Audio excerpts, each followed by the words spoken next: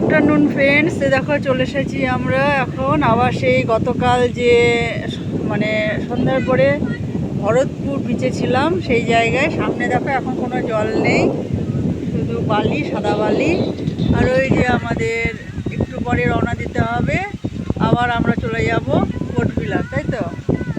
সেখানে কালকে থেকে আবার নতুন আছে কিছু স্পট দেখার।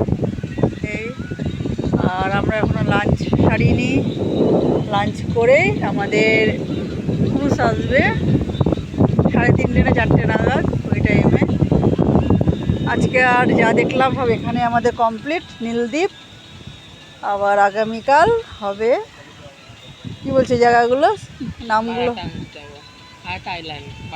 আবার সব নতুন নতুন আইল্যান্ড। বন্ধুরা আমার তো নামটা মনে থাকছে না কোনটা বলতে কি বলছি, কালকে যাবো যখন তখন বলবো। ঠিক আছে, ওকে রাখি, বাই।